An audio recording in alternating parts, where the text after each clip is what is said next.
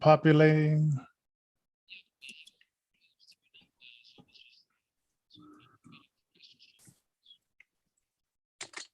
All right. All right. All right. Okay. And it should be like an okay right there. Or got it. It might not be a like got it or okay. Okay.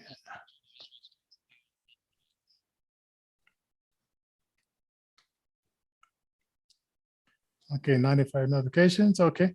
Okay, let's see. I got it right there. All right. Okay. All right. Thank you, Peter. All right. Yes. Welcome to Innervision FM. Alan and I are here. For the people who are just now learning that we're coming on at 5 o'clock. We just thought we'd do that change of the time since we've been on for the last, I guess, a year and a half at 6. So yeah, we're kind of go and accommodate our brothers and sisters on the East Coast a little bit, and even on across the world into the Caribbean and stuff like that. We've got a person that has some music that is coming up, and they got some folks in the Caribbean. And what do we got on deck tonight, Johnny? Well, hey, before we get to our special guest today, we'll let people know that they can go to our website, innervisionfm.com, which is our radio station, 24 hours, 7 days a week. Also, you can go to innervisionrecords.org, which is our nonprofit organization. We work with grassroots and disabled musical artists, and we do podcasts. Well, this is one of our types of podcasts. One of our many podcasts. And our sponsor for the next several months is going to be Christian Brothers. You got to get his name. Christian Brothers Moving Company that his good friend went to his Christmas party last Saturday, Christmas party, and so fantastic food. Only ate 2 plates. I didn't go through 3rd and 4th. it was all you could eat. Hey, that's all right, Johnny. It's like my wife. She keeps me from going overboard, and then going home and saying, "Oh, I've ate too much." So anyway, so it was fantastic, and he gave us a very generous gift, and we'd like to thank him. And so the show tonight and for several other weeks are going to be sponsored by Christian Brothers Moving Company. Now, let's get into our special guest for tonight. This gentleman, he has been singing for like several years. I mean, he started like in his like around 10 years old, early ages, and I thought it was amazing that he's playing like 14 instruments.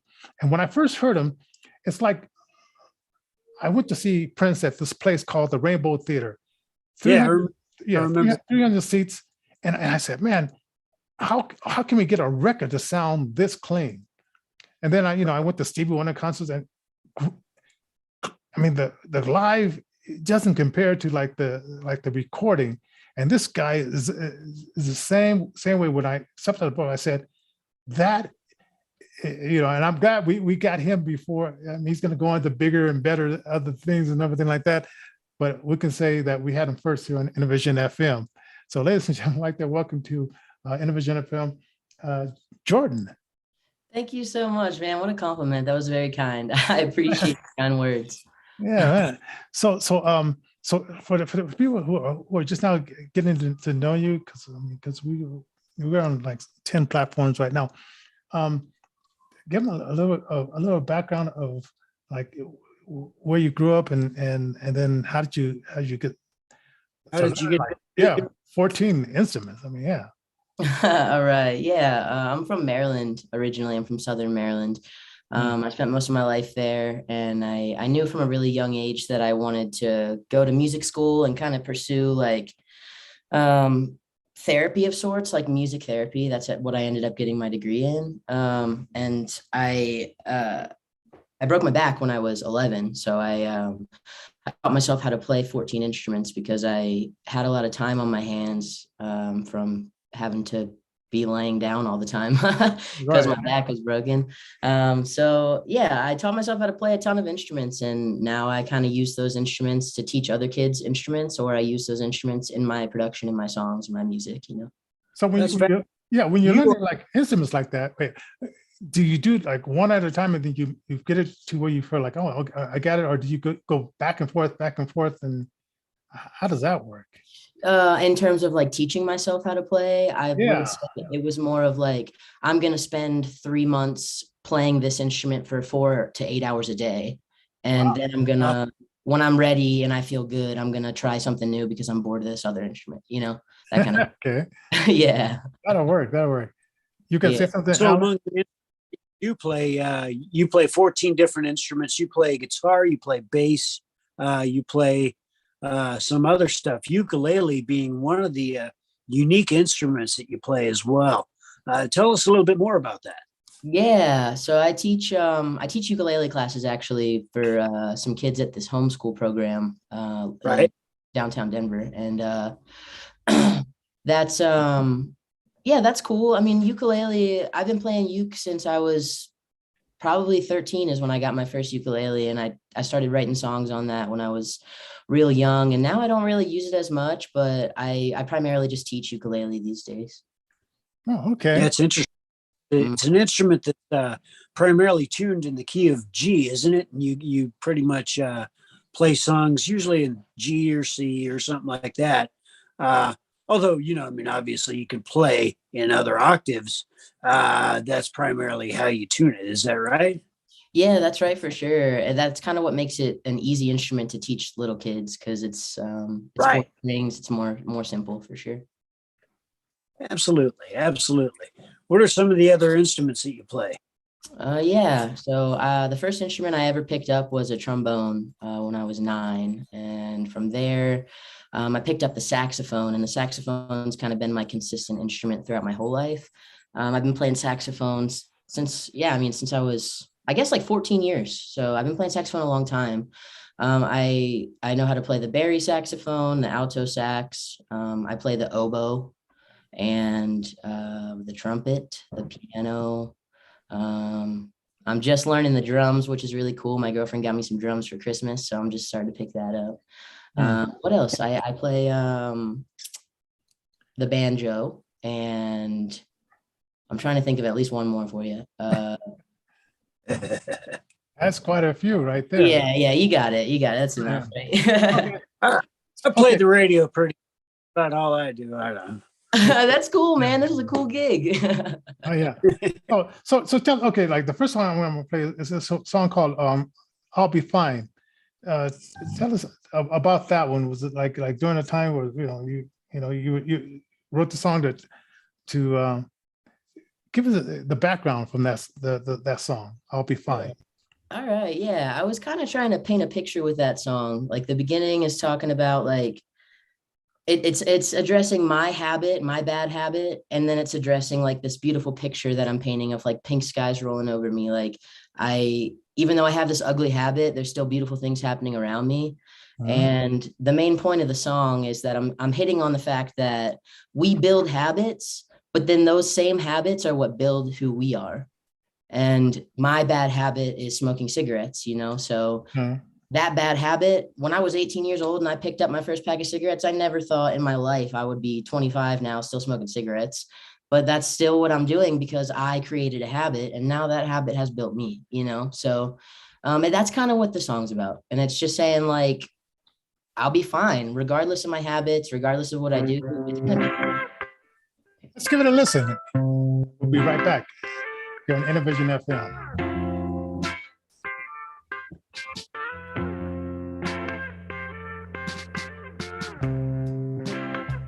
caffeine and cigarettes. I'm not ready to give up just yet.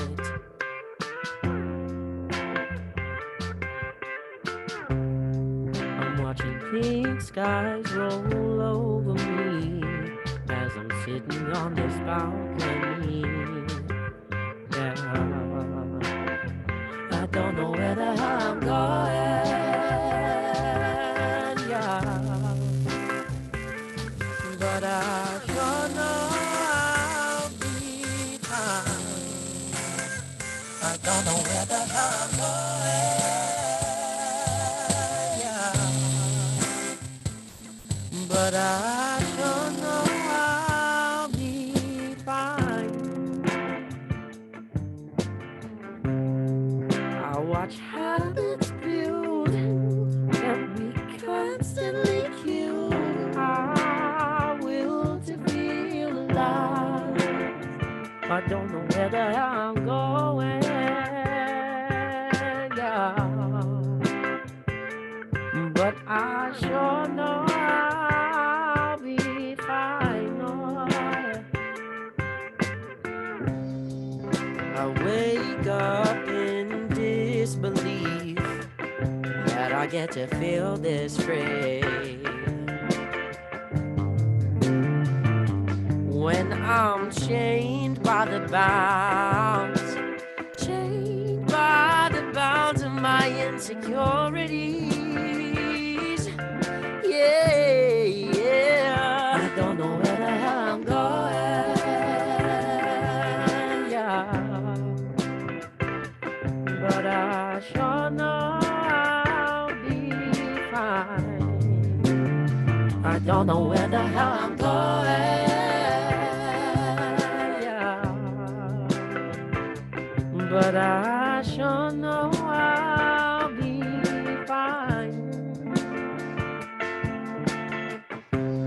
I watch habits build and we constantly cue our will to feel alive. I don't know where the hell I'm going. Yeah, but I sure know I'll be fine. Oh, yeah.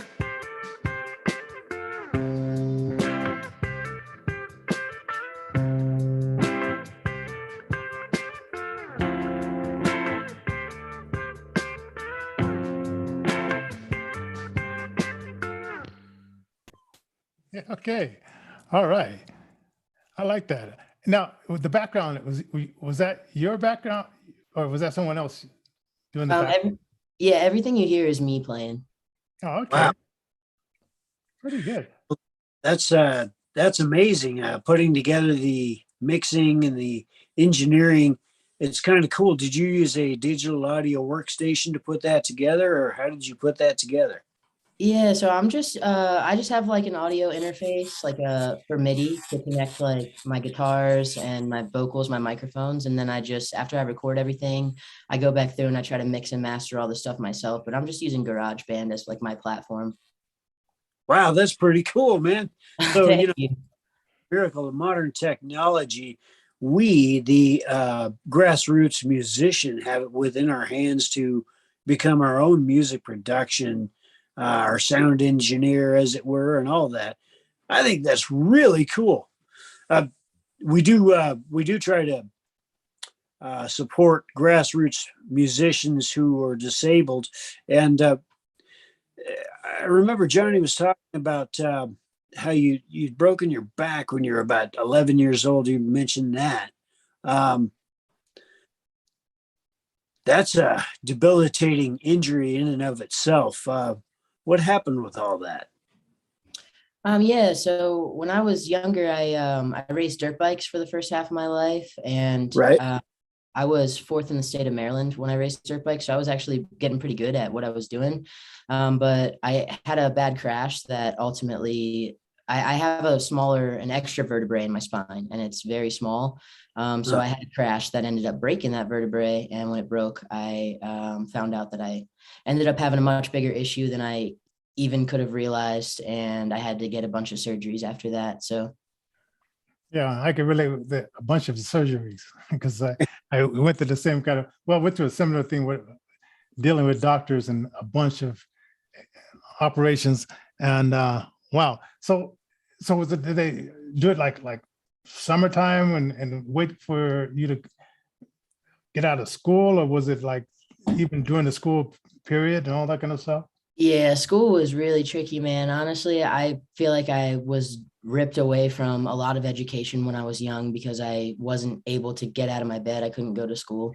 I had a homeschool teacher who would come to my house and she would teach me stuff, but a lot of the time that's not enough. Getting 2 hours of face to face with somebody a few times a week versus spending 8 hours a day in school, like it's a much different situation, not only for my education, but for social development, just growing, like being 11 until you're 16, going through something like that is Yeah. really formative years, it's really isolating.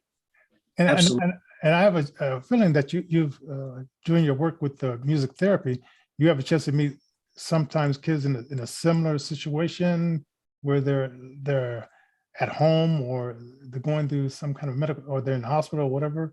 Yeah, definitely. I used to do some work at Children's Hospital as a music therapist. And when I worked there, it was a lot of kids who had similar experiences as me. And it was cool to get to play music with them and give them a moment where they felt like this is okay, this is normal. Like I get a moment to just be myself and relax and make music and express myself. Yeah. Now I was at Children's Hospital now at this time, it probably doesn't, they probably wouldn't allow this at this time, but my mother bought me a bunch of water guns. And so when the head nurse would leave the floor to go smoke, me and the other nurses would have water gun fights. And I don't know why they thought like, the head nurse wouldn't notice it when she got back, and she loaded up my guns and my water guns and put them away so we wouldn't get into mischievous stuff. Oh, that's awesome. So, but yeah, so I enjoyed it. I mean, I mean, it was interesting. I mean, I guess if you're that young, because I was around 6 when this happened, I guess sometimes you go with the flow. And Yeah, that's right. yeah. So yeah, I really appreciate you, like, going to the Children's Hospital. Because I mean, I got visits by clowns and stuff like that. I said, man, I see you guys on TV and stuff like that. And it was just kind of exciting to have, people that other than my family to come in and visit. So I'm sure they felt the same way, that, you're bringing something to the table that, maybe the parents don't come in and play guitar or do stuff like that, but you come in and you bring this music. Yeah, that's right. They have so much cool stuff though. They bring like dogs in your room now. They have musicians, Yeah. they have dance Wow. therapy. Is They that got it right? all. That's wild. Okay. Yeah, very cool. If we got something other than water gun fights, So Uh-huh. yeah. Okay. And so why Denver of all places? Yeah, man, it's actually really funny. I kind of just fell into this place because I never planned on coming here. But COVID hit and I came here. I was living in Salt Lake City. I had to do a 6-month internship at Children's Hospital to finish my bachelor's degree in music therapy. Mhm. And when I just literally a week before I finished that, COVID hit. And so I just finished out the rest of my lease in Salt Lake. And then I came to Denver because I had friends here and I just wanted to cruise through with some friends until this passed, but it never passed. And now I'm here. Okay. Yeah. Now we know our okay. I've been here for all my life. I went to Chicago, California, Texas. But this is my base. And Denver has really changed, and so you're down there playing music, and just from what my wife tells me, what's going on down there, it sounds very distracting. And you're down there playing music. How do you keep focus? Because a lot of interesting things going by every so often. You have no idea, man. I meet so many weird cats, but it's the coolest thing because I'm connecting with so many people, so many walks of life, and it is so busy down there.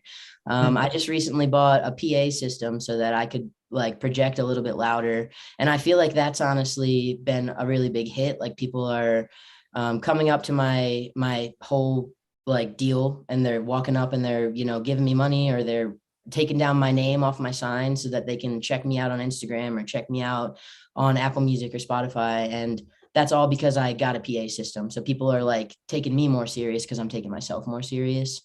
Oh, Yeah. yeah. Absolutely. And there are certain things that you got to follow when you play venues like the 16th Street Mall and whatnot. You've got to get certain licenses to run that PA. Is that right? I'm pretty sure that's the case for like Larimer Square, but 16th Street, like anytime I've ever had a run in with a security person, they always just say, as long as you move down a block in an hour, then you're good. So that's all good. Pretty cool. Wow. Okay. Yeah. Yeah. I used to play down at the 16th Street Mall when that first opened back in the early 90s. And all I had was my guitar case, and a couple of folks to kind of run backup and stuff to make sure that nothing untoward happened, since I'm a guy playing guitar out on the 16th Street Mall. Made some good money doing that kind of thing. And, it was quite a lot of fun. Yeah. And I enjoy. I really appreciate the guys that you guys that come down there and I guess you really learn how to work an audience, and you get used to that live experience. And when I used to do DJs in club, that was the best thing because you get to learn how to work an audience. That's right. Yeah. It's like an opportunity to get performance experience in, and you can build how you're going to perform your show for when you actually do play a show, Now, we want to play another song of yours, and I know you sent me 3, but I think I want to give 2, and then give people like a way they can find you on the social platforms. Yeah, sounds good. So tell. Okay, so when we get back, so stick around. We'll find out like how to get a hold of Jordin. And this song, Demon, tell us a little bit about that. I think it's called, Demons. Yeah, I got you. Yeah. Sorry. Yeah. Demons is just kind of a song about like how hard it is to address your own stuff, like we all have things that we go through and it's hard to address your own stuff. So that's kind of what it's about. Oh yeah, okay. All right. Let's check it out. Yeah, definitely.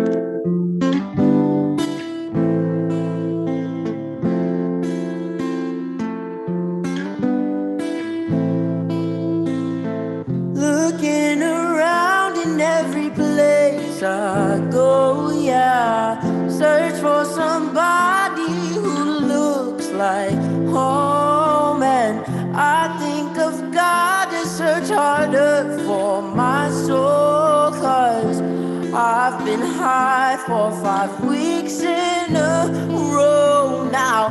I wish that I could have the strength to say, yeah, the truth behind my ugly reality. But I'll just keep lying to myself and my friends. 'Cause I'm not ready to face my demons.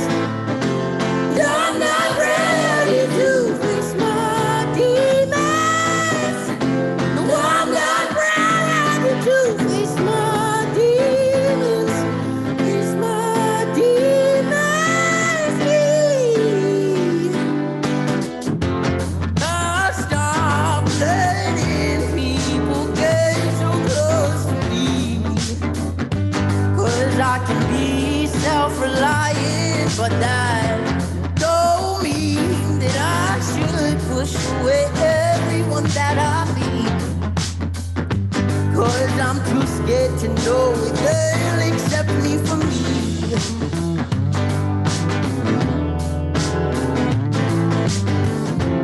I'm not ready to face my demons. I'm not ready to face my demons. No, I'm not ready to face my demons. Face my demons.